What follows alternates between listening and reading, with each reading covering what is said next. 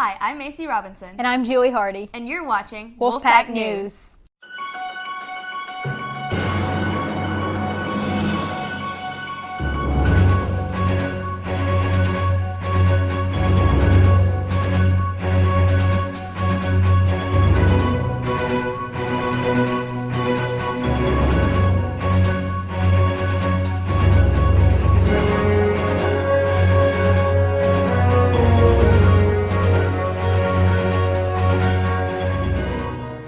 Hey guys, it's Thursday, October 4th. Stay tuned to hear our student poll on cell phone use during lunch. And to hear our interview with the janitors.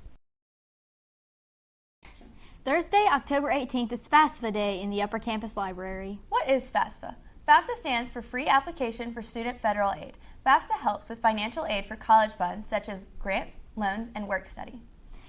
FAFSA is a great way to get money for college. Now over to Logan and Markevius for sports. Thank you, Macy and Julie. To start off this week's edition of Wolfpack Sports, the volleyball team went undefeated this week, taking down Louisville, Yazoo City, and Warren Central, making their current district record 8-0. For this week in softball, the team played Greenville and won 23-5, and also played Grenada and lost 6-3. Now, since the cross-country season has officially started, the team competed at FNC Park, and many runners had great times. The top 7 on the team were John Thompson, Patrick Davis, Kavari Harvard, Antoine Williams, Logan Cord, Jamari Griffin, and Williams Quarfog. For last week's football game, they played Ridgeland Titans and won 27-20. Some of the game highlights include number 1, Luke Grazon making a 30-yard catch and then ran it for a touchdown. Number 11, Malik Pates made an interception. Number 4, Keziah Strong made a fumble recovery, and number 14, BJ scored a touchdown. Now that's it for this week's edition of Wolfpack Sports. Today for the student poll, we asked the students, do you think students should be able to have their cell phones during lunch? Do you feel students should be able to have their cell phones during lunch? Yes, I feel like we should be able to have our phone during lunch because we be in the classroom and we be bored and we do what they tell us to do. So lunchtime should be our time to have our phone. When we outside in the morning time, we should be able to have a phone. It should be no phones in the school building. Outside, we should be able to have our phones. We want to take pictures, have fun, and all that other stuff. So. Yes, because before lunch, we spend all our time in class without our phones, and our lunch break is our time to be by ourselves, and we only have 30 minutes, so we should be allowed to have phones. Yes, students should be able to have their cell phones during lunch because that's our leisure time. Yes, I think that students should be able to have their phones out of lunch because we be in class for an hour or so straight, and I feel like at lunch this should be our free time to take our phones out. Last week, FCA hosted a See You at the Poll event, and we talked to one of the leaders last week to get more of the information. Can you introduce yourself? Yes. Hi, I'm Amaya Rogers. I'm the president of Fellowship Christian Athlete here at Cleveland Central High School. What is FCA? FCA is a student-led organization held every Friday morning in the auditorium where we do our daily devotion, prayer, and breakfast. What is the mission of FCA? Our mission is to lead every coach, every athlete, every student to a growing relationship with God. What made you decide to take on the role that you have in FCA? I had been a member of FCA since 8th grade, and I felt as if this year it would help me to better myself as well as also bring more unity and peace within the school. And if you could give one message to the student body, particularly people who've never been to FCA before, what would you say? I would personally invite you to FCA tomorrow morning at 7:30 in the auditorium, where we will have breakfast, daily devotion, and prayer. So I hope to see you there. All right. Breast Cancer Awareness Month takes place annually throughout the month of October. Breast Cancer Awareness Month aims to raise awareness about the disease and raise funds for research into its cause, prevention, diagnosis, treatment, and cure. Some of the symptoms are a breast lump or thickening that feels different from the surrounding tissue, peeling, scaling, crusting, or flaking of the areola or breast skin. To prevent getting breast cancer, become familiar with your breast through self-exam for breast awareness exercise most of the weeks. Both men and women are affected by breast cancer. On this week's faculty interview, we spoke with the janitors. So introduce yourselves and tell us a little bit about yourselves. Well, my name is Brenda Brown, and I'm the custodian here. I've been the custodian here for 5 years now. My name is Darren Melvin, and I've been the custodian for 3 years now. What made you decide to work here? The vacations, really. The vacations and the weekends off. I mean, plus it's a school, so, you know. And I feel the same way, and I like the environment that is here at Cleveland Central. I think it's a warm environment. I like the way the people greet you each and every day and makes you want to work hard. What is the best part of your job and what's the most challenging?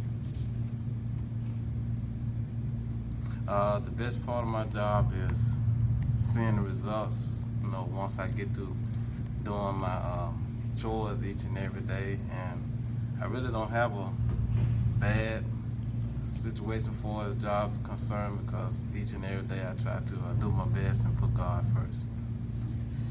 The best part for me would be the kids, really the kids. You know, I love y'all, the youth, your energy, the exuberance, and the most challenging is mopping the floors.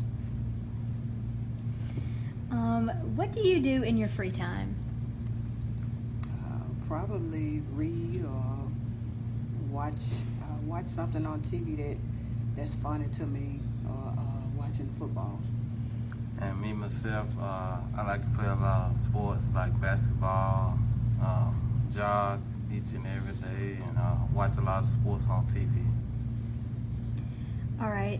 What is your message to the student body if they could hear one thing from you? Keep it clean. Stay motivated and always do your best, no matter what. All right. Thank you. All right. This week, we interviewed Kate Holder, the Education Director for the Bologna Performing Arts Center, about her new reading initiative, Read It, See It, Be It. Hello, my name is Kate Holder. I'm the Arts Education Coordinator at the Bologna Performing Arts Center out here at Delta State University. This year, we're very excited to announce a new literacy initiative that we are holding in conjunction with the School Time Matinee series that we host on campus each academic year. The School Time Matinee series is a series of productions that we put on for different schools during the school day. Those performances are about an hour long, and the majority of those performances are attended by K through 6 schools in different Delta counties. They last about an hour long, and many of them are based on children's books. So this year we are getting some of those performances that are based on books and offering the students who attend the opportunity to purchase the book on which the show is based for only $1, which is a significantly reduced price. Our first performance is coming up next Wednesday, October 10th. It's called Diary of a Worm, a Spider, and a Fly, and it's produced by Dallas Children's Theater. The show itself is based on the book series Diary of a Worm by Doreen Cronin and Harry Bliss. You can see the Diary of a Spider. That's the book that we're going to be giving out to the students who attend the show for next year. It's a hardback copy, and it's ideal for readers ages 4 to 8. So if you're an early reader in the kindergarten, like 5K kindergarten class, all the way up to about 2nd or 3rd grade, this would be ideal for those readers. We also provide free study guides for the teachers to review with the children either prior to or just after coming to the performance when they can be reading the book. We are very happy to be funded by several local granting organizations, including the King's Daughters and Sons Circle No. 2 and the Community Foundation of Northwest Mississippi. In addition to our financial funders, we are happy to partner with the Delta Arts Alliance, which is an arts organization that works out of downtown Cleveland. They are helping us to put on workshops that go in conjunction with these performances as well. All of this is under our new program title called Read It, See It, Be It at BPAC. So they'll read the book, they will come and see the show, and then they'll have the opportunity to be a performer or be an actor in some sort of workshop that we are holding in conjunction with the show. We encourage any of the teachers in the Cleveland School District who haven't already booked with us to come out and book their tickets for their students. We have a couple of sellouts, but we do still have a lot of availability in our 11:30 showings. This week on Admin's Corner, we interviewed Mr. Craddock.